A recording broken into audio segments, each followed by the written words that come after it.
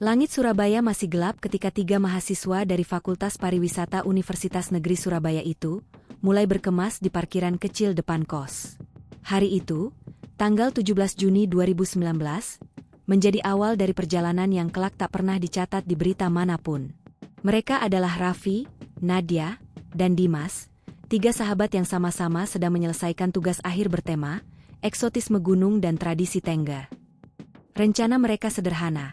Mendaki Gunung Bromo selama 3 hari 2 malam, merekam dokumentasi tentang budaya masyarakat Tengger, lalu turun membawa footage untuk disunting menjadi film pendek dokumenter. Tidak ada yang tahu, rencana sederhana itu akan berubah menjadi misteri yang tak pernah terpecahkan. Raffi, pemimpin kelompok sekaligus pengendara mobil, adalah tipe yang percaya diri dan spontan. Ia paling bersemangat, dengan kamera DSLR tergantung di lehernya, terus merekam sejak dari jalan tol. Nadia, satu-satunya perempuan di tim, lebih tenang dan banyak mencatat. Ia membawa buku catatan kecil berwarna coklat, tempat ia menulis setiap detail perjalanan. Sedangkan Dimas, bertubuh kurus dengan kacamata hitam, lebih banyak diam, tapi punya naluri arah yang cukup baik karena sering naik gunung. Perjalanan ke Bromo memakan waktu sekitar 4 jam. Sepanjang jalan, Raffi terus berbicara tentang bagaimana film mereka akan menjadi karya paling keren di kampus.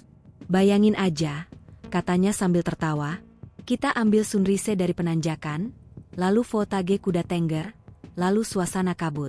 Wah, pasti sinematik banget. Nadia hanya tersenyum sambil menatap layar ponsel, memastikan semua peralatan terekam dalam daftar. Kamu kebanyakan nonton dokumenter luar negeri, Vi. Ini Bromo, bukan Nepal, sahutnya. Tiba di kawasan Cemoro Lawang sekitar pukul 10 pagi, udara dingin langsung menyambut mereka. Kabut tipis menari di antara pepohonan pinus, dan suara tawa para wisatawan terdengar dari kejauhan. Di pos pertama, mereka sempat berhenti untuk mengisi data pendakian. Namun saat Raffi menyebut bahwa mereka akan melalui jalur lama menuju Oro-Oro Ombo, petugas pos menatap mereka agak lama. Masih banyak jalur lain yang lebih aman, Dek. Jalur lama itu udah jarang dipakai, ujar pria penjaga pos itu dengan nada hati-hati. Kenapa, Pak? Tanya Nadia. Kabutnya aneh. Kompas sering ngaco. Kadang sinyal HP juga hilang total.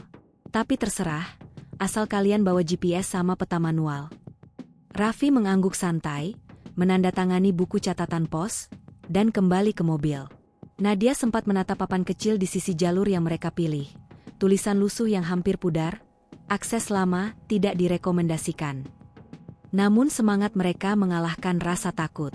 Mereka melanjutkan perjalanan, melintasi hamparan pasir yang luas, melewati lautan abu, hingga memasuki jalur rumput tinggi Oro-Oro Ombo. Udara semakin dingin, tapi pemandangan luar biasa indah. Warna hijau padang rumput bertemu biru langit, sesekali tertutup kabut putih yang menari lembut. Mereka berhenti di tepi lembah untuk makan siang. Kamera terus menyala, merekam setiap tawa dan percakapan ringan. Dimas sempat melambaikan tangan ke arah kamera sambil berseru. Hari pertama, aman. Nggak ada yang mistis, cuma sepi banget. Dalam rekaman itu, Nadia terlihat menulis sesuatu di buku catatannya. Pemandangan indah, tapi rasanya sunyi sekali. Tidak ada suara burung, tidak ada serangga. Seperti dunia yang berhenti sesaat. Menjelang sore, mereka mulai mencari tempat berkemah. Raffi memilih area sedikit menjorok ke lembah, di dekat beberapa pohon cemara kecil. Saat matahari tenggelam, cahaya jingga melapisi lautan pasir, pemandangan yang luar biasa indah. Mereka menyalakan api unggun kecil, membuat kopi, dan bercanda sambil melihat bintang. Malam pertama berjalan normal. Suara angin sesekali terdengar seperti bisikan, tapi tidak ada yang aneh. Namun, sekitar pukul 2 dini hari, Nadia terbangun karena mendengar bunyi seperti langkah kaki di luar tenda. Ia mengintip dari resleting, tapi hanya melihat kabut tipis dan bayangan pepohonan yang bergoyang. Ia tak berani membangunkan Raffi dan Dimas, hanya menarik sleeping bag lebih rapat sambil berdoa pelan. Keesokan paginya, ia bercerita tentang suara itu, tapi Raffi hanya menanggapinya dengan tawa. Mungkin suara rusa liar, Nat. Tenang aja, ini bukan film horor. Mereka melanjutkan perjalanan, Kali ini lebih dalam ke arah timur, mencari spot baru untuk rekaman. Tapi arah yang mereka ambil bukan jalur yang dikenal wisatawan biasa. Dimas sempat memeriksa peta kertas, namun jalur itu hanya berupa garis samar. Kayaknya kalau kita muter dikit, bakal ketemu jalur utama yang ke arah penanjakan 2, katanya. Raffi setuju, dan mereka pun melangkah. Jalan mulai menanjak, vegetasi berubah jadi padang ilalang tinggi. Kabut makin tebal, sinar matahari seolah terhalang dinding putih. Pada sore harinya, mereka berhenti di sebuah bukit kecil. Dari sana, seharusnya terlihat lautan pasir dan puncak Bromo, tapi yang tampak hanya kabut tanpa batas. Mereka berfoto, tertawa, dan menganggap semua itu bagian dari petualangan. Namun dalam rekaman kamera yang kemudian ditemukan, terlihat adegan singkat.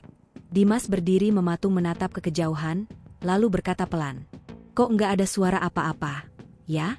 Sunyi banget." Raffi menoleh, mengangkat bahu, lalu mematikan kamera.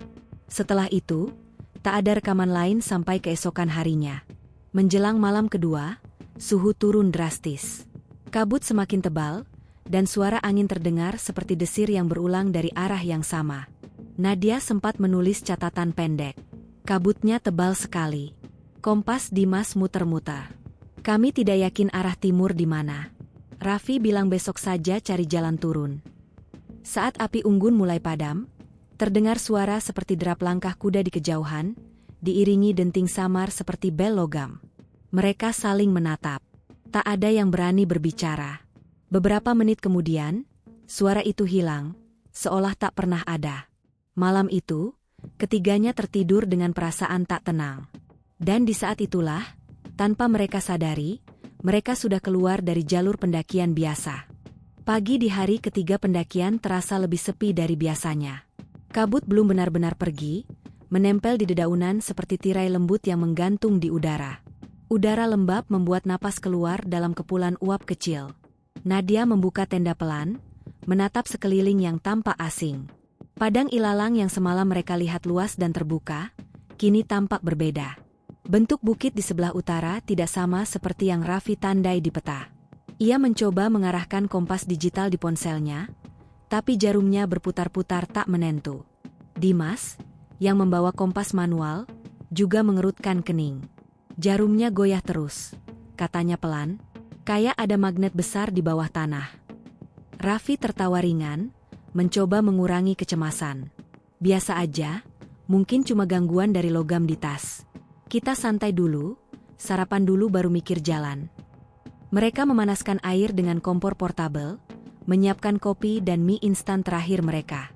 Udara dingin membuat aroma masakan tercium lebih kuat. Nadia menulis sesuatu di buku kecilnya. Hari ketiga. Kabut tidak hilang sejak subuh. Pemandangan berubah, seperti bukan jalur yang sama. Tapi kami masih tenang. Raffi yakin kita cuma melenceng sedikit. Setelah sarapan, mereka berkemas. Dimas memastikan semua peralatan masih lengkap, lalu menandai pohon terdekat dengan tali merah kecil, cara sederhana agar bisa menandai arah balik. Jalur di depan menurun curam, tapi mereka sepakat untuk menuruni lembah kecil di bawah sana, berharap bertemu jalur utama wisata atau bekas tapak kuda yang biasa dilalui warga Tengger. Sepanjang perjalanan, kabut semakin pekat. Suara langkah mereka terdengar jelas di antara rumput basah. Tidak ada suara burung, tidak ada suara angin yang biasanya menenangkan. Hanya bunyi napas dan dengusan kecil saat Dimas mengangkat beban di punggung. Menjelang siang, mereka menemukan aliran air kecil di sela bebatuan. Mereka berhenti untuk mengisi botol minum. Di sekitarnya ada bebatuan besar berwarna hitam keunguan, sebagian seperti tertutup jelaga. Nadia memperhatikan bentuknya. Aneh, karena batu-batu itu seolah tersusun rapi melingkar, seperti bekas pondasi. Kalian lihat enggak? Batu-batu ini kayak dibentuk, katanya sambil menunjuk. Ah, paling bekas gubuk lama, jawab Raffi sambil memotret. Nanti masukin aja ke dokumentasi, biar ada variasi visual. Namun Dimas tidak ikut memotret. Ia menatap ke arah lembah di bawah. Dari sana, samar-samar, terlihat jalur seperti setapak tipis di antara semak. Ia menunjuk. Mungkin itu jalan yang nyambung ke arah Tengger Laut Pasir. Raffi setuju. Mereka pun turun perlahan. Tapi begitu mendekat, jalur itu menghilang, tertelan kabut. Tak ada tanda manusia, tak ada tapak kaki kuda, hanya tanah basah dan rumput setinggi pinggang. Waktu terasa berjalan lambat. Jam tangan Dimas menunjukkan pukul 14, tapi langit sudah seperti sore. Cahaya matahari redup, seolah ada awan tebal menutupinya. Mereka memutuskan berhenti di bawah pohon besar, menyalakan kamera untuk merekam catatan perjalanan. Rekaman terakhir yang tersisa menunjukkan wajah mereka agak pucat, tapi masih tenang. Raffi, hari ketiga, kita masih aman. Jalur agak nyasar, tapi besok balik arah barat. Nggak usah panik. Nadia, aku cuma berharap kabutnya reda. Rasanya kayak di dunia lain.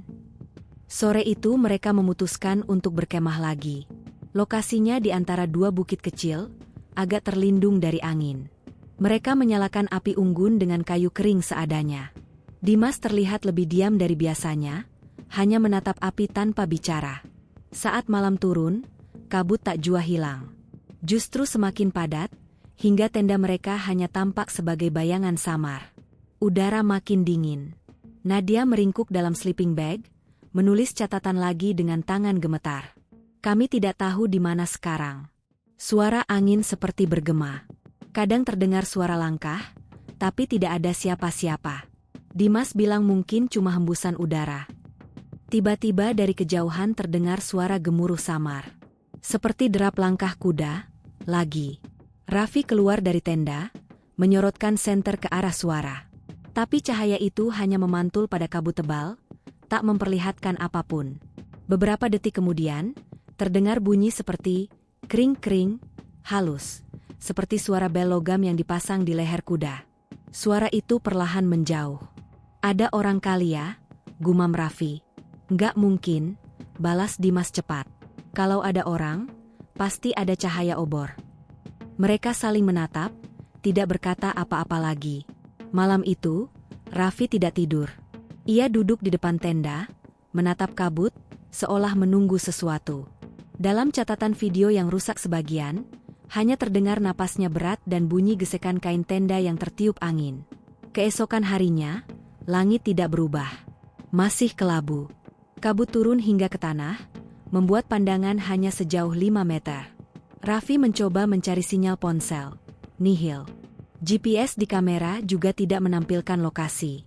Mereka mencoba berjalan kembali ke arah semula, mengikuti tali merah yang Dimas pasang di beberapa pohon. Tapi setelah 1 jam berjalan, mereka kembali ke tempat yang sama, pohon besar dengan bekas api unggun semalam. Nadia menatap dua kawannya, matanya mulai panik. Kita muter-muter, Vi. Ini pohon yang sama, aku ingat dari bekas luka di batangnya. Dimas memeriksa peta manualnya, wajahnya pucat.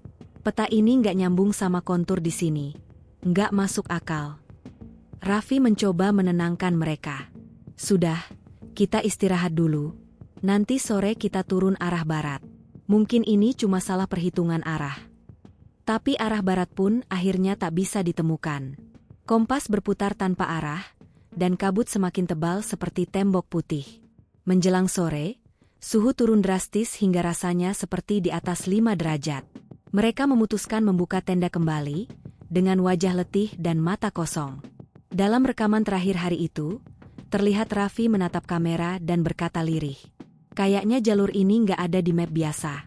Tapi kita cuma muter sedikit aja, besok balik ke arah jalur utama. Setelah itu, terdengar suara angin panjang, lalu rekaman berhenti. Malam ketiga di Gunung Bromo itu, menjadi titik terakhir mereka bisa mengingat arah. Setelah malam itu, waktu mulai memudar bagi ketiganya. Seolah kabut telah menelan batas antara hari dan malam, antara arah dan sesat. Hari keempat dimulai dengan keheningan yang ganjil. Tidak ada suara angin, tidak ada bunyi serangga. Bahkan, suara langkah sendiri terdengar berat, seolah diserap oleh kabut yang melingkupi mereka sejak subuh. Tenda mereka basah oleh embun. Api unggun padam total. Nadia menggigil, memeluk lutut sambil menatap keluar tenda. Di kejauhan, kabut tampak bergerak perlahan, bukan tertiup angin, melainkan seperti sesuatu yang hidup dan bernapas. Raffi mencoba menyalakan kompor kecil, Tapi korek gasnya tak menyala meski sudah beberapa kali dicoba. Dimas mengumpulkan kayu kering, tapi semua terasa lembab. Akhirnya mereka hanya meminum air seadanya dan menggigit sisa roti kering. Vi, aku nggak ngerti arah lagi, kata Dimas sambil menatap peta yang sudah lecek. Kita muter dari barat ke utara, tapi malah balik ke sini terus. Raffi menatap sekeliling, matanya tampak kosong sesaat, lalu berkata, mungkin kita memang di tempat yang sama. Tapi nggak apa-apa. Kita jalan lagi, siapa tahu kabutnya menipis di atas. Mereka mulai berjalan. Setiap langkah terasa berat, seperti menapaki tanah yang lembek. Semak dan ilalang tinggi menutupi pandangan. Tanda-tanda manusia tak ada, tidak ada sampah, jejak, atau bekas jalur. Sekitar pukul 10 pagi, Nadia berhenti mendadak. Ia menatap ke kanan, matanya membesar. Kalian dengar nggak? Bisiknya. Dimas dan Raffi terdiam. Lalu samar-samar terdengar suara dari balik kabut. Seperti orang berbicara pelan, tapi tidak jelas bahasanya. Suara itu datang dari arah lembah kecil di depan mereka. Raffi menyorotkan senter, namun cahaya hanya memantul pada dinding kabut putih. Tidak terlihat apapun. Suara itu berhenti tiba-tiba, meninggalkan keheningan yang lebih mencekam. Mungkin suara gema, kata Raffi cepat, mencoba menenangkan Nadia. Dari arah tebing mungkin. Tapi Dimas menggeleng. Enggak, Vi, itu kayak orang berdoa. Mereka melanjutkan langkah, lebih hati-hati kali ini. Tak lama kemudian, Dimas menunjuk sesuatu di depan. Tumpukan batu kecil yang tersusun melingkar, dengan sehelai kain merah di tengahnya. Kain itu kusut, tapi masih tampak baru. Ada bekas abu dan serpihan dupa di sekitarnya. Nadia mundur perlahan, wajahnya pucat. Aku pernah baca tentang ini, katanya pelan. Orang Tengger suka bikin tumpukan batu buat sesaji. Tapi kalau masih ada kainnya, berarti belum boleh disentuh. Raffi menatap tumpukan itu lama, lalu mengambil kamera dan memotret. Tenang aja, kita cuma lewat. Biar jadi dokumentasi tambahan. Tapi saat ia menekan tombol, kamera DSLR-nya tiba-tiba mati. Layarnya gelap, meski baterai penuh. Ia memukul-mukul bodinya pelan, tapi tidak menyala juga. Baterainya baru ganti. Gumamnya, mulai kesal. Udah, Vi, ujar Dimas cepat. Jangan usik apapun. Kita cari jalur lain aja. Mereka berbalik arah. Namun begitu berjalan sekitar 100 meter, mereka melihat tumpukan batu yang sama lagi di depan mereka. Persis sama, dengan kain merah dan sisa abu dupa. Nadia menatap Raffi dengan tatapan takut. Kita muter lagi? Nggak mungkin, sahut Dimas. Aku udah tandai arah barat. Tapi kok bisa balik ke sini? Raffi menelan ludah, mencoba bersikap tenang, tapi wajahnya mulai kehilangan warna. Oke, kita istirahat dulu. Jangan panik. Mereka duduk di tanah, diam. Tak ada yang bicara. Dari kejauhan, terdengar suara serangga mendadak. Tapi iramanya aneh, terlalu teratur. Seperti bunyi jam detik yang berdetak cepat. Beberapa menit kemudian, suara itu berhenti lagi. Siang berganti sore tanpa mereka sadari. Langit tidak berubah terang atau gelap. Hanya kabut keabu-abuan yang menyelimuti. Dimas menatap jam tangan dan bergumam pelan. Jamku nggak gerak. Jarum detiknya berhenti di angka pukul 3.17. Menjelang sore, mereka memutuskan untuk mendirikan tenda lagi di dekat bebatuan.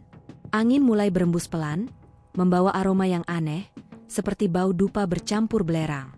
Saat Raffi mencoba memeriksa kamera untuk terakhir kalinya, layar kamera tiba-tiba menyala sebentar dan merekam tanpa ia tekan. Dalam video pendek yang kelak ditemukan oleh tim pencari, terlihat kabut menebal dan sekilas bayangan hitam bergerak di belakang Dimas, tinggi, berwujud manusia, tapi tidak jelas. Setelah itu, kamera mati total. Malam datang dengan cepat. Kabut berubah jadi embun dingin yang menetes di dinding tenda. Nadia tidak bisa tidur. Ia mendengar suara pelan di luar, seperti langkah seseorang mengitari tenda. Ia membangunkan Raffi, tapi ketika mereka keluar, tak ada siapa-siapa. Namun anehnya, di tanah sekitar tenda, tampak jejak kaki, tidak seperti sepatu mereka, tapi seperti tapak telanjang. 3 langkah, lalu hilang. Kita nggak sendiri di sini, bisik Nadia. Atau mungkin tempat ini yang hidup, sahut Dimas dengan wajah pucat. Raffi mencoba bersikap tegas, meski matanya sendiri tampak ketakutan. Udah, jangan ngomong aneh-aneh. Kita cuma kelelahan. Besok kita jalan turun. Aku janji. Malam itu, mereka bertiga berdiam di dalam tenda, menyalakan api kecil di kaleng logam agar tetap hangat. Namun tidak satu pun dari mereka benar-benar tidur. Sekitar pukul 2 dini hari, Nadia mendengar bisikan di telinganya. Suara lembut, seperti perempuan, berbahasa yang tidak ia pahami. Ia terbangun mendadak, jantungnya berdetak cepat. Ia menatap sekitar, kabut masuk melalui celah kecil di tenda, bergulung perlahan seperti asap. Dimas, Raffi, suaranya gemetar. Tapi keduanya tertidur lelap, atau mungkin terlalu lelah untuk bangun. Ia menatap keluar. Di kejauhan, di balik kabut, tampak cahaya kecil bergerak, seperti lentera yang melayang pelan, diikuti bayangan orang berjalan. Tapi anehnya, langkah itu tak bersuara. Nadia menutup resleting tenda rapat-rapat, menutup telinganya dengan kedua tangan, dan menangis tanpa suara. Keesokan paginya, saat Raffi dan Dimas bangun, Nadia tampak lelah dan linglung. Ia hanya berkata pendek, "Kita harus turun hari ini. Aku nggak mau di sini lagi." Namun ketika mereka mulai berjalan, arah sudah tak lagi bisa dipastikan.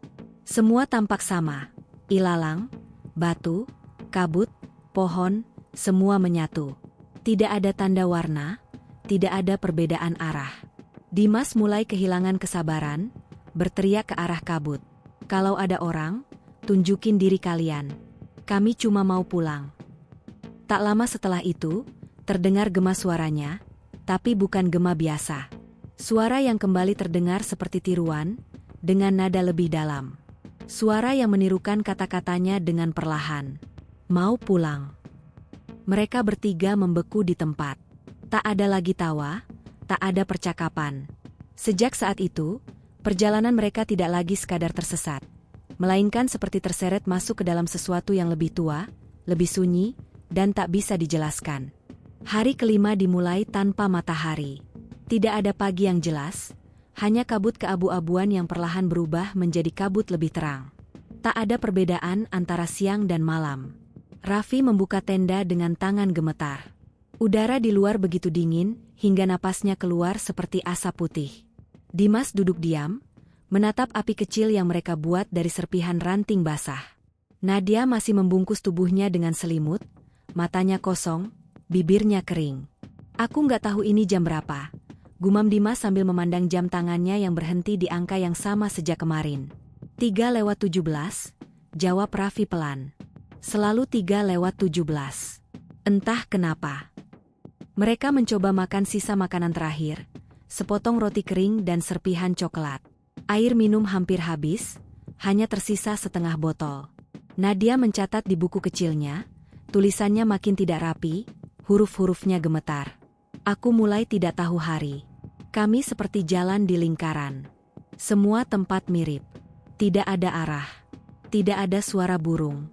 Hanya kabut dan dingin." Setelah itu, mereka memutuskan untuk berjalan ke arah yang mereka yakini, turun. Raffi memimpin dengan senter kecil di tangan. Langkah mereka pelan, menembus kabut yang semakin tebal.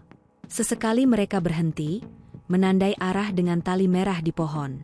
Namun setiap kali menoleh ke belakang, tanda itu lenyap. Pohon yang sama tidak lagi memiliki tali. "Kita baru aja ikat ini barusan," seru Dimas, matanya mulai merah karena frustrasi. "Tenang, Dim," ujar Raffi, suaranya pelan tapi tegang. "Kita harus terus jalan." Nadia tidak banyak bicara lagi. Ia hanya mengikuti dari belakang, matanya menatap tanah. Sesekali ia menunduk, mencatat di buku kecilnya, entah untuk siapa catatan itu dibuat. Sekitar tengah hari, mereka sampai di area yang tampak seperti padang datar. Di tengah kabut, terlihat beberapa pohon kering berdiri sendiri, seperti tiang-tiang tua. Udara di sini lebih lembab, dan bau belerang mulai terasa tajam. "Mungkin kita udah dekat kawah," kata Raffi. "Kalau iya, berarti tinggal lurus ke arah barat laut buat turun." Namun setelah berjalan hampir 1 jam, Mereka kembali tiba di tempat yang sama, padang datar dengan 3 pohon kering yang sama. Nadia menutup wajahnya, menahan tangis. Kita balik lagi ke tempat yang sama lagi dan lagi. Dimas duduk di tanah, memukul helm pendakinya dengan frustrasi. Ini nggak masuk akal. Kita jalan lurus, tapi balik ke titik yang sama. Raffi mencoba menenangkan mereka, meski wajahnya sendiri sudah tampak panik. Udah, kita istirahat di sini dulu. Mungkin nanti sore kabutnya reda. Tapi, sore tak pernah datang. Langit tidak berubah. Cahaya tetap sama, abu-abu pucat tanpa bayangan. Waktu seakan membeku. Mereka membuat api kecil, tapi angin yang datang tiba-tiba memadamkannya. Saat Raffi berusaha menyalakan kembali, suara aneh terdengar dari jauh, seperti suara gemerincing besi, diikuti bisikan panjang yang bergema. Nadia menutup telinganya. Itu suara orang. Aku dengar jelas. Dimas menatap sekitar, suaranya bergetar. Itu bukan orang. Nat, suaranya kayak datang dari tanah. Raffi mengangkat kamera video kecil, mencoba merekam, tapi layar menampilkan gambar bergetar penuh gangguan. Hanya suara samar yang terekam, desir angin, lalu sesuatu seperti gumaman rendah dalam bahasa yang tak dikenal. Mereka memutuskan mendirikan tenda lagi di dekat salah satu pohon kering. Malam itu dingin sekali, dan kabut semakin tebal. Tak ada bintang, tak ada bulan, hanya abu-abu gelap. Raffi menulis sesuatu di punggung tangan dengan spidol hitam, tanda untuk memastikan mereka tidak mimpi. Hari kelima. Namun ketika ia terbangun beberapa jam kemudian, tulisan itu sudah pudar, seolah terhapus oleh embun. Keesokan harinya, atau mungkin hari yang sama, mereka kembali berjalan. Kali ini Nadia yang memimpin, mengikuti intuisi tanpa arah. Mereka menemukan area berbatu besar yang tampak seperti bekas reruntuhan. Di sana ada batu menonjol dengan ukiran samar, garis melingkar dan simbol seperti matahari. Ini bukan batu biasa, ujar Nadia pelan, jari-jarinya menyentuh ukiran dingin itu. Kita jangan lama-lama di sini, potong Dimas cepat. Aku nggak suka tempat ini. Tapi Raffi tetap mengambil kamera, mencoba memotret ukiran itu. Saat lampu flash menyala, kabut di belakang mereka tampak seperti berputar, membentuk siluet hitam tinggi, berdiri tak bergerak. Apa itu? Bisik Nadia dengan suara serak. Nggak tahu, mungkin bayangan, jawab Raffi, menelan ludah. Mereka berlari menjauh tanpa berpikir, menembus kabut ke arah manapun yang terasa bukan dari arah sosok itu. Nafas mereka tersengal, langkah terantuk batu dan akar. Saat berhenti, mereka sudah tak tahu lagi berada di mana. Raffi menatap sekeliling, wajahnya pucat. Aku nggak yakin kita di dunia yang sama lagi.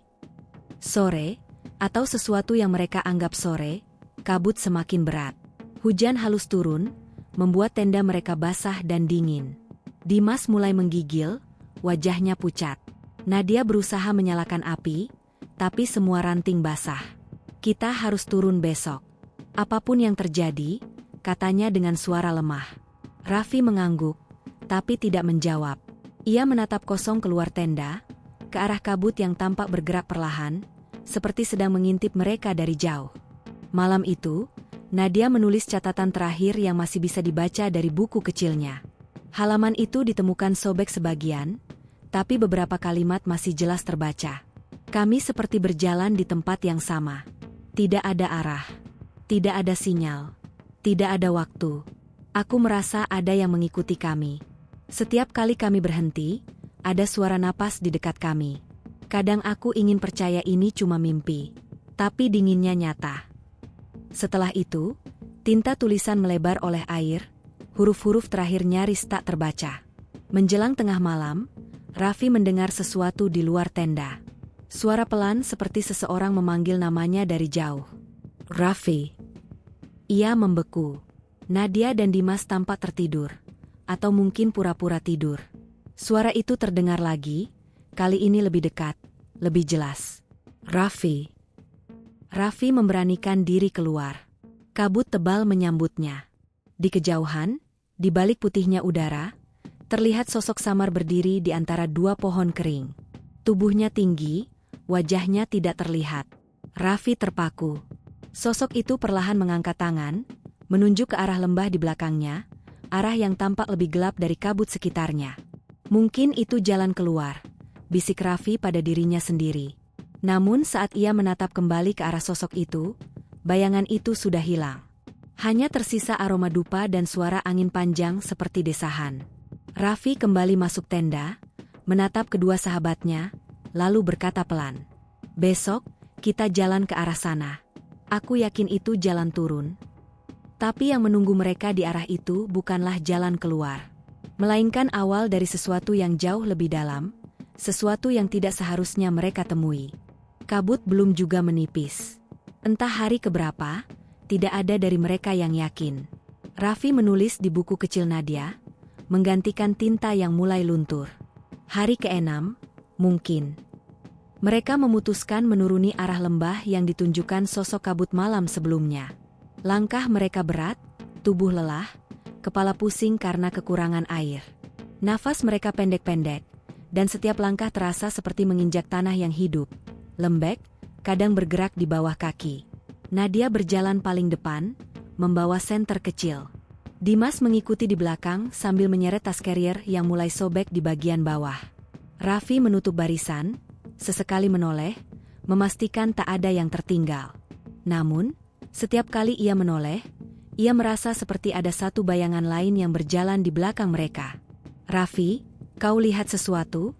tanya Dimas tanpa menoleh. "Enggak," jawabnya cepat, walau matanya menatap tajam ke kabut di belakang. Langkah mereka berhenti di depan tebing kecil. Di bawahnya terlihat seperti jalur lama, mungkin bekas jalan setapak yang tertutup rumput tinggi. Di tanah sekitar terdapat bekas arang hitam, seolah ada orang yang pernah berkemah di sana. Raffi menunduk, memungut sesuatu dari tanah, sendok logam yang sudah berkarat, tapi di gagangnya tertulis samar, "Sewa Tenda Bromo, 2019. "Berarti ada orang yang pernah sampai sini," katanya. Dimas menatap curiga, atau orang itu juga nggak pernah keluar. Udara menjadi lebih berat. Angin berhenti.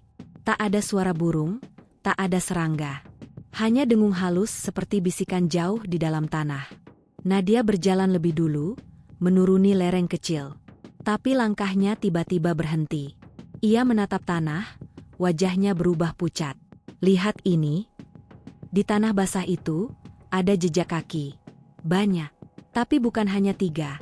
Jumlahnya lebih dari belasan. Semua mengarah ke atas, ke arah mereka datang. Beberapa jejak terlihat besar, dengan bentuk aneh, tidak seperti telapak manusia. "Mungkin hewan," kata Raffi, berusaha rasional. Dimas menggeleng, wajahnya tegang. "Kalau hewan, kenapa bentuknya seperti ini?" Ia menunjuk salah satu bekas yang dalam. 5 jari panjang, tapi tidak ada tumit, dan jarinya terlalu sempit, seperti tangan manusia yang menapak. Nadia mulai panik. Nafasnya berat. "Kita harus balik. Aku nggak mau ke bawah." Namun kabut di belakang sudah menutup jalan. Jalur yang baru mereka lewati kini tampak seperti dinding kabut putih yang padat, tak bisa ditembus. "Balik pun percuma," kata Raffi pelan. "Satu-satunya jalan cuma ke bawah." Mereka berjalan lagi, perlahan, menuruni jalur sempit di antara semak tinggi. Di satu titik, Dimas berhenti mendadak. Ia memegangi kepalanya, tampak kesakitan. "Ada suara di kepala aku," bisiknya, kayak orang ngomong pelan banget. "Apa?" katanya. "Jangan turun." Nadia menatapnya ketakutan. Raffi menenangkan, tapi dalam hati ia sendiri mulai mendengar dengungan samar yang sama. Suaranya bukan dari luar, tapi dari dalam kepala, seperti gema dari bawah tanah. Mereka beristirahat di bawah batu besar. Hujan tipis turun, membasahi baju mereka yang sudah lembab sejak pagi.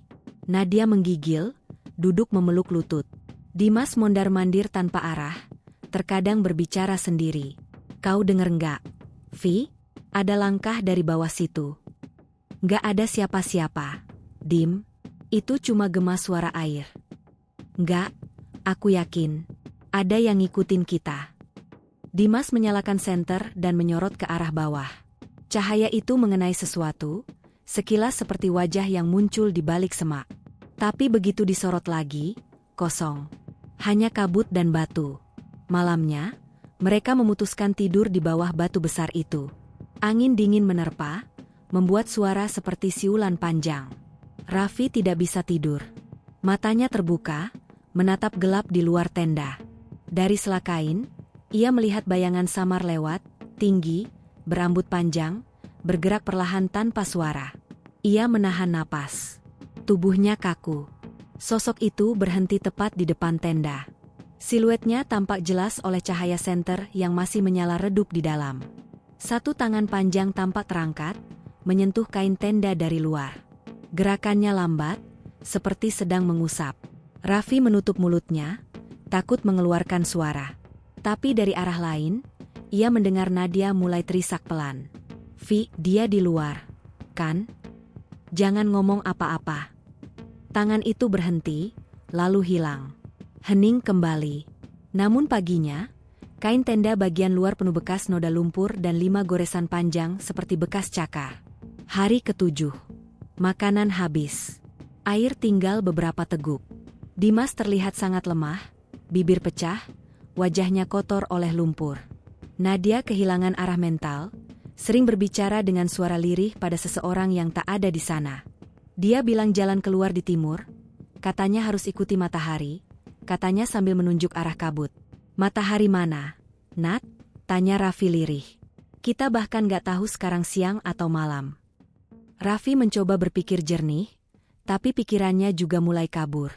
Tubuhnya lelah, matanya berat, dan sesekali ia melihat bayangan hitam melintas di sudut pandang.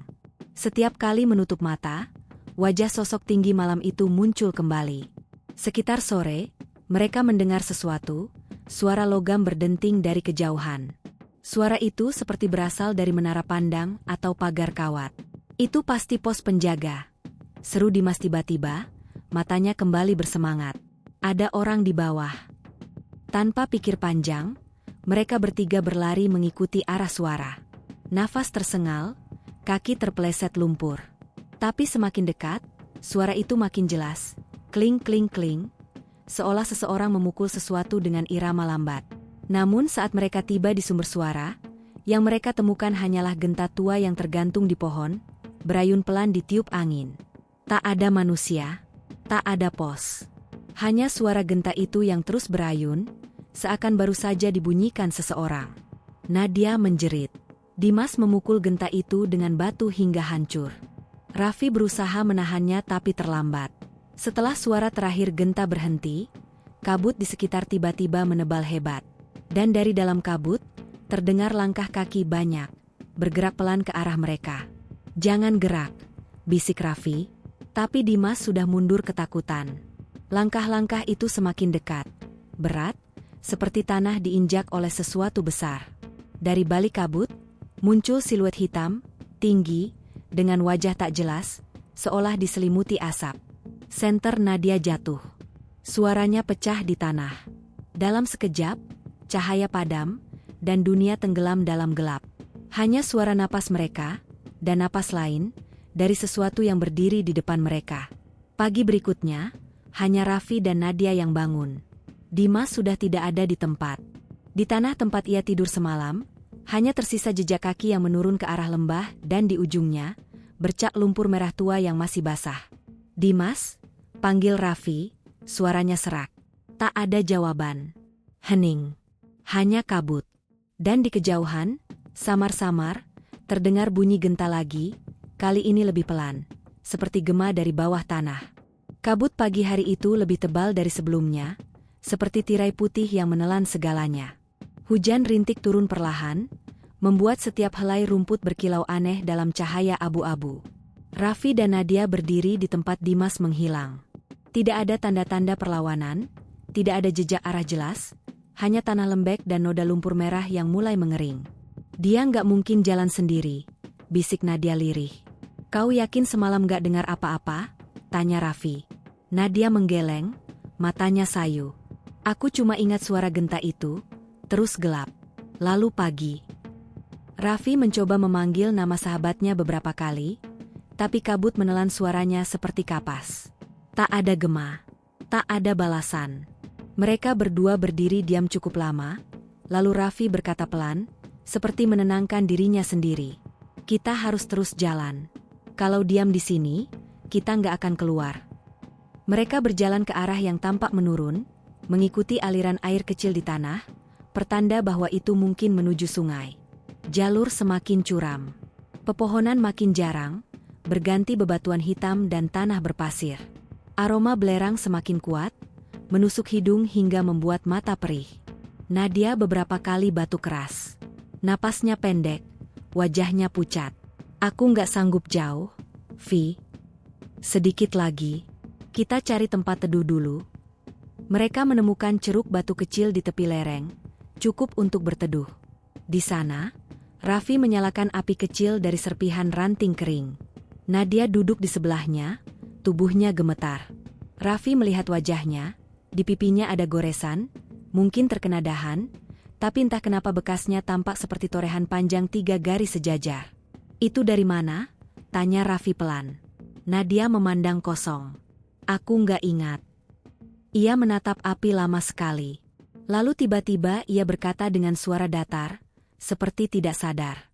Tadi malam aku mimpi Dimas datang. Dia duduk di luar tenda, cuma diam. Tapi matanya... Napas Nadia terhenti sejenak. Matanya kayak kosong. Kayak dia bukan Dimas lagi. Raffi menatapnya tajam. Itu cuma mimpi. Kita kelelahan, Nat. Bukan mimpi, balas Nadia cepat. Tadi pagi, waktu aku buka tenda, ada bekas kaki di luar. 1 pasang. Kakinya basah. Hening. Hanya suara api kecil yang berdesis perlahan. Siang menjelang, tapi langit tetap sama, kelabu, tanpa arah cahaya. Mereka melanjutkan perjalanan, namun setiap langkah terasa membawa mereka ke tempat yang makin tidak dikenal. Tanah berubah menjadi pasir hitam. Di beberapa titik muncul batu-batu besar seperti menhir, berdiri tegak dengan ukiran samar yang tidak terbaca. Nadia berhenti di depan salah satunya. Ukiran itu tampak seperti bentuk spiral. Di tengahnya ada simbol menyerupai mata. Kau lihat ini, katanya. Mirip sama batu yang kita temukan 2 hari lalu. Iya, tapi ini lebih banyak. Mereka mulai menyadari, batu-batu itu membentuk lingkaran besar. Di tengahnya ada cekungan tanah, seperti kawah kecil. Raffi menatap sekeliling, bulu kuduknya meremang. Ini bukan jalur pendakian, Nat. Sebelum sempat melanjutkan, tanah di bawah kaki mereka bergetar halus. Bukan gempa besar, tapi seperti getaran berat dari jauh. Dari sela kabut, terdengar suara lirih, gumaman panjang yang bergema seperti nyanyian dalam bahasa yang asing. Nadia menutup telinga, berlutut, menangis. Hentikan suaranya. Raffi memegang bahunya, tapi tubuh Nadia kaku, seolah sesuatu sedang memanggilnya dari tengah lingkaran batu itu. Tiba-tiba, api di senter mereka padam. Semua menjadi gelap. Dalam kegelapan itu, Raffi melihat cahaya kecil, titik biru di tengah lingkaran batu. Cahaya itu berdenyut, semakin terang. Dari dalamnya muncul bayangan samar wajah Dimas. Ia berdiri tanpa ekspresi, kulitnya pucat kebiruan, matanya kosong. Dim? Raffi melangkah mendekat, tapi Nadia menarik lengannya keras-keras. Itu bukan dia, Vi. Jangan. Namun Dimas, atau sesuatu yang menyerupainya, perlahan mengangkat tangan, menunjuk lurus ke arah barat, ke jalur gelap di balik kabut. Kesana pulang, suaranya datar, seperti gema dari dalam air. Setelah itu, cahaya padam. Dimas lenyap. Tak ada lagi yang berdiri di tengah lingkaran batu itu. Raffi dan Nadia berlari keluar dari area itu tanpa berpikir. Nafas mereka berat, kaki terpeleset pasir. Hujan kembali turun, kali ini deras. Setelah beberapa menit, mereka sampai di daerah terbuka, sebuah lembah kecil dengan tanah lembab dan pohon kering. Di sana, mereka menemukan sesuatu yang membuat mereka terdiam. Tenda mereka sendiri. Tenda yang sama. Dengan warna yang sama, sobekan di sisi kiri yang sama, bahkan botol air dan tas Dimas masih di dalamnya. Ini mustahil, bisik Nadia. Raffi membuka resleting pelan. Di dalam tenda, suasananya seperti saat mereka tinggalkan 2 hari lalu. Namun di salah satu sisi tenda, Di atas kain bagian dalam, ada tulisan dari lumpur coklat. Jangan pulang lewat timur. Tulisannya besar, kasar, dan masih basah. Malam itu, mereka tetap tinggal di tenda. Tak ada lagi kekuatan untuk melanjutkan. Raffi duduk dengan senter menyala, memegang pisau lipat kecil. Nadia meringkuk di sudut, matanya merah, sesekali tertidur dengan mimpi buruk. Hujan berhenti menjelang tengah malam. Tapi dari luar tenda, terdengar suara langkah kaki di sekitar mereka, pelan, teratur, seperti seseorang berjalan mengitari tenda perlahan. Langkah, diam, langkah lagi. Raffi menahan napas, menggenggam pisau lebih erat. Ia tahu langkah itu bukan binatang. Terlalu ringan, terlalu berirama. Lalu suara itu berhenti tepat di depan tenda. Beberapa detik kemudian, terdengar suara yang sangat pelan, seperti bisikan di antara angin. Pulang bukan ke timur. Raffi menatap Nadia, yang kini juga sudah bangun, matanya membesar ketakutan. Kau dengar? Nadia mengangguk, air matanya jatuh. Aku dengar. Mereka tidak berani keluar. Hanya duduk memeluk lutut, menunggu malam berlalu. Tapi malam itu terasa seperti tidak berakhir. Pagi datang, atau sesuatu yang mirip pagi. Raffi keluar, mencoba memastikan arah. Tapi semua tanda alam tampak berubah. Jalur yang kemarin mengarah ke bawah, kini menanjak. Pohon-pohon berpindah arah. Ia sadar mereka benar-benar tersesat, bukan hanya di hutan, tapi di sesuatu yang lebih besar. Ini bukan Bromo yang kita tahu, gumamnya lirih. Nadia menatapnya, wajahnya datar. Mungkin, kita sudah melewati batas yang gak seharusnya. Raffi tidak menjawab. Ia hanya menatap ke arah timur, ke arah yang di tenda tadi malam tertulis larangan. Di sana, kabut tampak berwarna sedikit berbeda. Abu-abu kemerahan, seperti ada cahaya api di baliknya. Kalau larangan itu benar, Nadia memotong, kalau larangan itu bohong. Hening beberapa detik. Raffi menatap tulisan di tenda sekali lagi, lalu berkata pelan. Kita lihat sendiri saja. Dan dengan langkah pelan tapi pasti, mereka berjalan ke arah timur. Kabut di sana terasa lebih hangat, tapi di balik kehangatan itu, ada sesuatu lain. Aroma tanah terbakar, dan gema suara yang belum pernah mereka dengar sebelumnya. Langkah mereka perlahan hilang dalam kabut merah muda itu. Dan dari jauh, samar-samar, terdengar bunyi genta lagi. Malam ketujuh di Gunung Bromo terasa lebih panjang dari biasanya. Udara semakin menusuk tulang, dan kabut tebal turun lebih cepat dari sore sebelumnya. Mereka bertiga, Raffi, Dimas, dan Jody, sudah terlalu lelah untuk bicara. Nafas mereka berembus berat, wajah pucat, mata kosong menatap perapian kecil yang hampir padam. Ransum terakhir, 2 bungkus mie instan tanpa bumbu, sudah mereka habiskan pagi tadi. Air tinggal setengah botol, dan mereka memilih menahannya untuk nanti. Dimas menggosok tangannya yang kaku sambil berusaha tersenyum. Kalau kita berhasil keluar dari sini, gue nggak bakal naik gunung lagi seumur hidup. Tapi senyumnya hambar, seperti hanya untuk menenangkan dirinya sendiri. Raffi tidak menjawab, ia hanya menatap ke arah hutan berkabut di depan, seolah mendengar sesuatu dari sana. Lo denger nggak? Bisiknya tiba-tiba. Jody langsung menoleh. Apa? Kayak ada yang manggil nama kita. Hening. Lalu samar, dari arah jurang terdengar suara, lirih, tapi jelas. Seperti seseorang memanggil, Raffi, Jody, sini. Suara itu tidak terdengar seperti manusia yang mereka kenal. Nada bicaranya datar, tapi entah kenapa seolah akrab. Dimas berdiri setengah panik. Udah, jangan digubris. Kita diam aja di sini. Tapi Raffi melangkah pelan mendekati tepi kabut.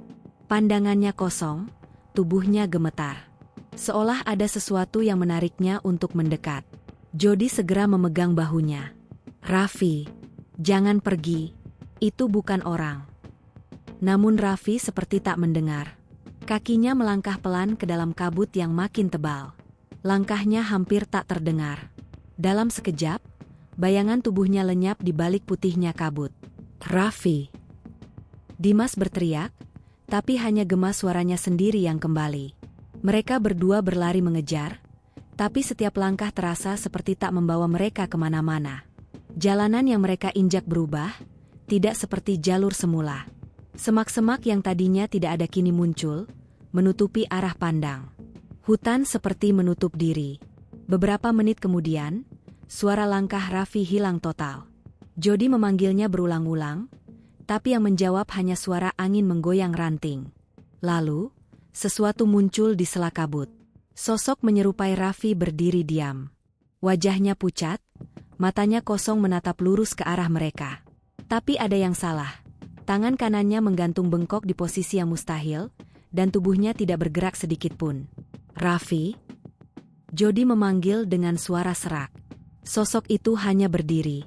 Lalu, perlahan, senyuman muncul di wajah pucat itu, senyum lebar yang tidak alami. Dalam sekejap, sosok itu menghilang, seolah terhapus oleh kabut. Dimas menarik Jody mundur. "Kita balik. Sekarang," teriaknya. Mereka berlari menuruni jalur setapak, tapi arah yang mereka ingat kini berubah total. Tidak ada pohon tumbang yang menjadi penanda, tidak ada batu besar tempat mereka sempat beristirahat. Semuanya seperti dipindahkan oleh sesuatu yang tak terlihat. Malam semakin larut, kabut semakin tebal. Jody mulai menangis dalam diam. Di tengah keputusasaan, mereka akhirnya berhenti, duduk bersandar di bawah pohon besar. "Kita tersesat lagi," gumamnya. Dimas tak menjawab. Ia hanya menatap ke langit, mencari bintang, tapi bahkan langit pun seolah menghilang. Beberapa jam berlalu dalam diam. Lalu, samar-samar, terdengar suara langkah kaki mendekat. "Raffi?" tanya Jody dengan nada harap. Tapi dari kegelapan, suara yang datang bukan jawaban, melainkan tawa pelan, rendah, panjang, dan tidak berasal dari arah yang jelas. Mereka berdua saling pandang. Ketakutan kini bukan lagi soal lapar atau dingin, tapi tentang sesuatu yang jauh lebih dalam. Bahwa mungkin, di Gunung Bromo malam itu, mereka tidak sendirian, dan sesuatu sedang mengikuti mereka. Malam terakhir sebelum semua berakhir datang tanpa tanda. Tidak ada bintang, tidak ada bulan, hanya pekat dan kabut yang makin rapat seperti tirai yang menutup seluruh dunia. Dimas dan Jody kini benar-benar tinggal berdua. Sejak malam sebelumnya, Raffi belum juga kembali. Mereka sudah mencarinya sampai fajar, namun jejak langkahnya berhenti di dekat jurang curam yang tertutup lumut. Tak ada darah, tak ada tanda perlawanan. Hanya bekas pijakan samar, dan suara samar dari dalam kabut, suara yang menyerupai Raffi, memanggil nama mereka berulang-ulang. "Dia masih hidup. Dim. Gue yakin dia masih hidup." Jody berulang kali meyakinkan dirinya sendiri. Dimas hanya diam. Tubuhnya menggigil bukan karena dingin, tapi karena rasa takut yang sudah tak lagi bisa dijelaskan. "Kalau itu beneran Raffi, kenapa suaranya datang dari semua arah?" katanya lirih. Sejak pagi itu, mereka memutuskan berjalan ke arah timur, berharap menemukan jalur pendakian utama. Namun setiap langkah seolah berputar dalam lingkaran. Jalur yang sama, batu yang sama, bahkan pohon tumbang yang mereka lewati 2 jam lalu muncul lagi di depan mereka. Kompas yang mereka bawa sudah tidak berfungsi, jarumnya berputar tanpa arah. Menjelang sore, kabut tiba-tiba bergerak turun cepat, menelan cahaya terakhir dari langit. Dimas menyalakan senter dari ponselnya, tapi cahaya itu hanya menembus beberapa meter ke depan. Lalu, ponselnya bergetar. Ada sinyal lemah, bar 1, cukup untuk menampilkan satu notifikasi. Sinyal lokasi terakhir, Raffi, aktif 3 menit lalu. Dimas menatap layar itu lama. Ini nggak mungkin. Jody mendekat, lokasinya di mana? Dimas menunjukkan peta offline-nya. Titik itu berada di dekat mereka. Tidak sampai 200 meter ke arah barat laut. Tanpa pikir panjang, Jody langsung berjalan cepat ke arah itu. "Kita harus ke sana." "Jod, tunggu. Ini bisa jebakan," tapi Jody tak mendengar. Ia menembus kabut, menabrak semak, menuruni jalur curam dengan langkah gontai tapi yakin.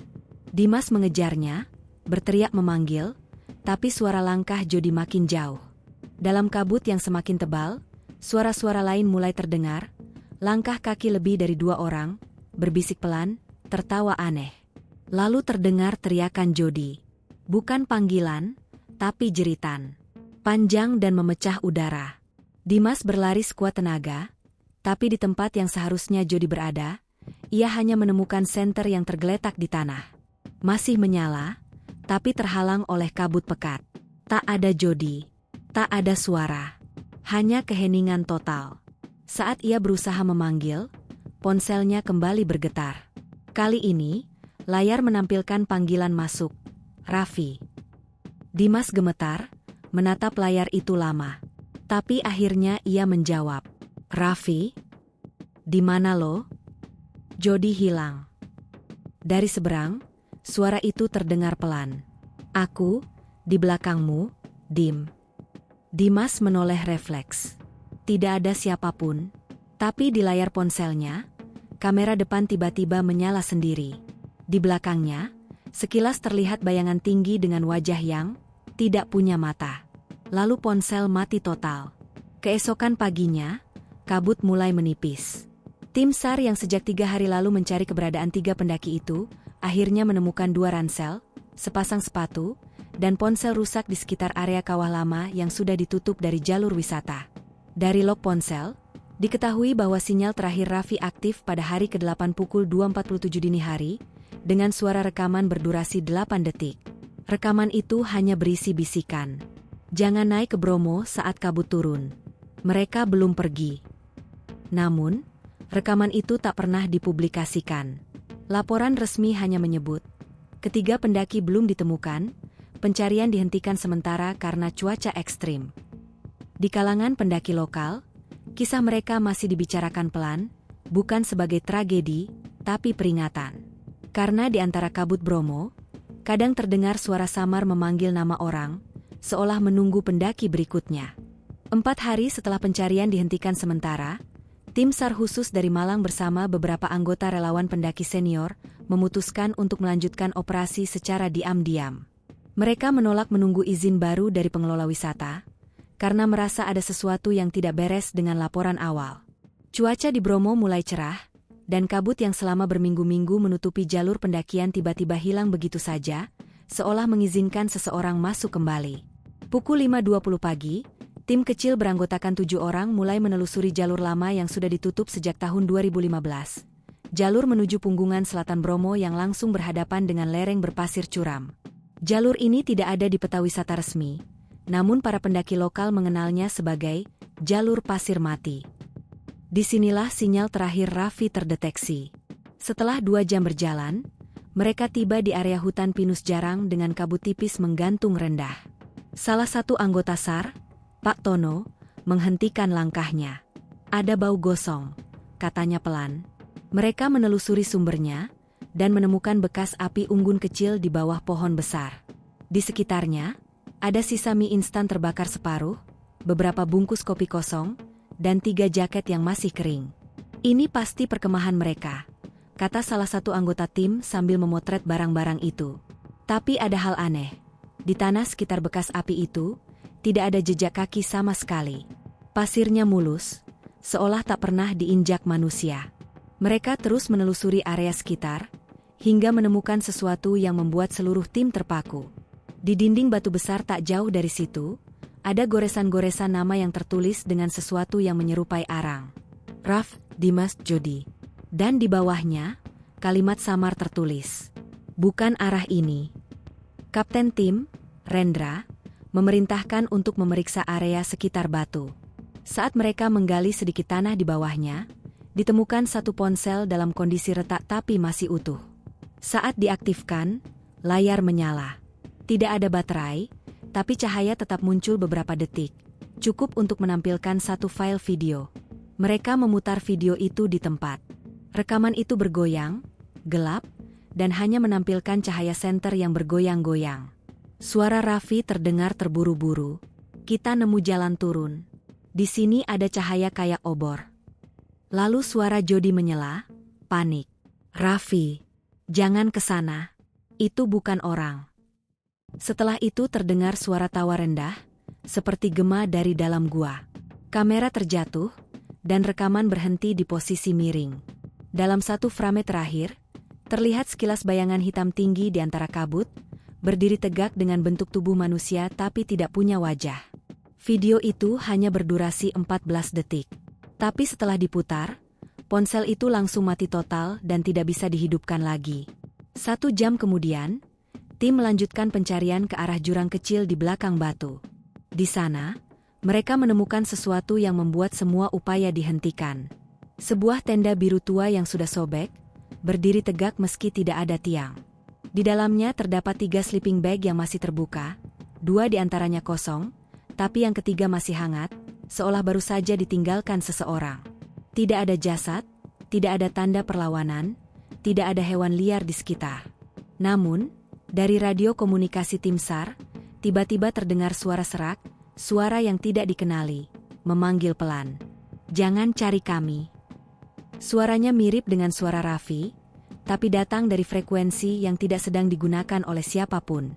Rekaman itu disimpan dan dilaporkan hanya kepada pihak internal. Laporan resmi ke publik tetap sama, 3 pendaki dinyatakan hilang di kawasan Gunung Bromo. Diduga tersesat di jalur non-resmi. Namun beberapa anggota tim SAR yang ikut ke lokasi itu mengalami gangguan setelah kembali. Ada yang mimpi buruk berulang tentang kabut tebal dan suara langkah kaki di belakangnya. Ada pula yang mengaku melihat sosok berpakaian jaket biru di kaca mobil mereka malam hari setelah operasi selesai. Sejak hari itu, jalur Pasir Mati benar-benar ditutup dan tidak pernah disebut lagi di dokumen wisata resmi. 4 bulan setelah kejadian hilangnya 3 pendaki di Gunung Bromo, tim investigasi internal yang terdiri dari pihak TNBTS, Taman Nasional Bromo Tengger Semeru, Basarnas, dan 2 jurnalis lapangan dari media besar di Jawa Timur melakukan pertemuan tertutup di sebuah kantor kecil di Malang. Pertemuan itu tidak diumumkan ke publik. Tidak ada kamera, tidak ada siaran berita, dan hasilnya tidak pernah dirilis secara resmi. Dalam laporan yang kemudian disimpan dengan label "Arsip Internal Tidak Untuk Publikasi", disebutkan beberapa temuan penting yang bertolak belakang dengan versi berita yang beredar. Pertama, dari hasil log data GPS milik salah satu tim SAR, ditemukan anomali koordinat, titik lokasi terakhir sinyal Raffi berpindah 3 kali dalam kurun waktu 1 jam. Padahal medan di area itu adalah jurang curam yang tidak mungkin dilalui manusia. Setiap kali koordinat bergeser, muncul pola bentuk spiral, seolah menggambarkan jalur memutar, mirip lingkaran yang tak punya ujung. Kedua, video 14 detik yang ditemukan di ponsel Raffi sempat diteliti oleh ahli forensik digital. Hasilnya menunjukkan frekuensi suara tawa di bagian akhir rekaman tidak termasuk dalam rentang suara manusia, melainkan mendekati nada rendah 18 Hz, frekuensi yang berada di bawah ambang dengar manusia normal, sering disebut frekuensi infrasound. Fenomena ini diakini dapat memicu perasaan takut, panik, bahkan halusinasi pada manusia di alam terbuka. Namun yang aneh, rekaman itu juga menampilkan bayangan yang secara digital tidak bisa dihapus atau direkam ulang. Artinya, citra itu terekam secara langsung oleh kamera, bukan hasil manipulasi. Ketiga, dari laporan medis 2 anggota tim SAR yang mengalami gangguan psikologis pasca operasi, ditemukan pola mimpi yang sama, kabut tebal, suara langkah di belakang, dan sosok tinggi tanpa wajah berdiri di tepi kawah Bromo. Saat diwawancarai, keduanya mengaku tidak saling berkomunikasi selama pemulihan, namun menggambarkan detail yang identik. Jurnalis internal yang sempat menulis draft laporan investigasi mengatakan dalam catatan pribadinya, "Aku sudah liput banyak kasus pendaki hilang, tapi ini berbeda. Mereka tidak hanya tersesat, seolah ada sesuatu di gunung itu yang menyembunyikan mereka. Dan saat kau berada di sana, gunung itu seperti hidup, memilih siapa yang boleh pulang dan siapa yang tidak." Draft tulisan itu tidak pernah naik cetak. Malam sebelum naskahnya akan dikirim ke redaksi, jurnalis tersebut mengaku mendapat panggilan telepon dari nomor tak dikenal. Hanya 1 kalimat terdengar di seberang. "Berhenti menulis tentang Bromo. Ini bukan urusan manusia." Keesokan paginya, file naskah di laptopnya hilang seluruhnya, dan hard disk eksternal yang berisi salinan data rusak total. Akhirnya, pihak pengelola wisata memutuskan menutup kasus ini dengan alasan tidak cukup bukti fisik.